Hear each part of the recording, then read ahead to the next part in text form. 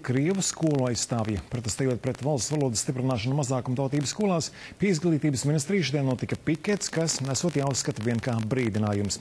Ja Izglītības ministrija plānu par latviešu valodas izmantošanu mazākumtautību skolās nemainīs, nākamais protests jau būšot vērienīgāks. No notikuma vietas ziņo Ivo Jurkāns. Kopš iepriekšējām protesta akcijām, kuru galvenais sauklis bija Ruki pročakt, Ruski školi, jeb rokas nost no Krievu skolām, ir pagājuši apaļi 10 gadi. Toreiz mācību programmas mazākumtautības skolās bija plānots sadalīt proporcijā 40:60, proti lielākā daļa būtu pasniedzama latviski. Tagad latviešu valodas proporcija plānots palielināt vēl vairāk un gluži kā pirms 10 gadiem tas tiek salīdzināts ar Krievu skolu slēgšanu. Piketu izprovocējusi valdības koalīcija veidojošo partiju vēlme līdz 2018. gadam panākt, ka mazākumtautības skolās latviešu valodā tiktu pasniegti visi priekšmeti, izņemot tos, kas ir saistīti ar nacionālās identitātes saglabāšanu, dzimto valodu, literatūru, vēsturi. Jaunā iecer ir krievalodīgo sabiedrībā radījusi kārtējo viļņošanos. Jā, tas ir piedāvāts, mēs atkal sākam mobilizāciju, jo, kā mēs zinām, mums neviens neklausīs, ja mēs neiesim uz ielām, ja netaisīsim masu akcijas.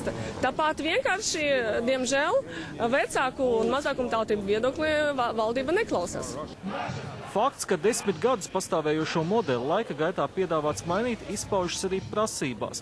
Radikālākā no tām atgriezties pie mācībām tikai Krievu valodā. Tiesa, starp piketētājiem, kur lielākā daļa bija nevis skolēni vai viņu vecāki, bet gan dažādi kreisi orientēti politiķi, viedokļu gama arī ir visai dažāda. Jau 10 gadus ir vismaz puse priekšmetu latviski, vai tas ir radījis kādas grūtības? Jā, tas apspiež Krievu tiesības. Es pēc tev esmu latvietis, pēc mātes Krievs.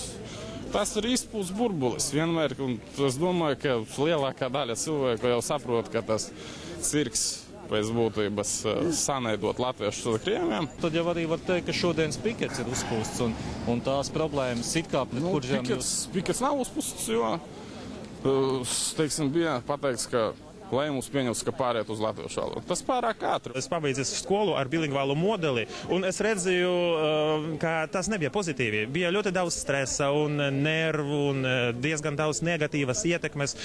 Tad ir jāizdomā kaut kas cits risinājums. Te vienlaicīgi ar piketu uz īstu tikšanos pie Izglītības ministres bija uzaicināti 2 organizācijas Latvijas cilvēktiesību komiteja pārstāvi. Viņi gan nesot šī piketa organizatoru vidū, taču pārliecība tā pati. Piketētāji ir tie ir mūsu draugi. Ja tā tikšanās būtu norganizēta varbūt veiksmīgāk, nevis tā, ka sanāca, ka tikai vakar mums piezvanīja un aicināja tieši uz šodienu, tad varbūt arī pikets notiktu varbūt citādāk. Ministres Druvietas nostāja par iespējamu kompromisu pagaidām neliecina. Latviešu valodā jāpasniedz tieši mācību viela.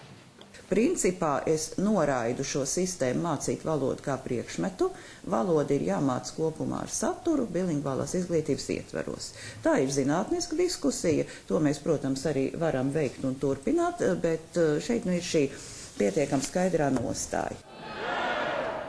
Šīs dienas pikets bija mazskaitlīgs un ilga nepilnu pusstundu, taču tā kā pēc būtības nekas neesot panākts, drīz būšot nākamais, uz kuru katram no piketa dalībniekiem dots uzdevums atvest vēl 3 cilvēkus.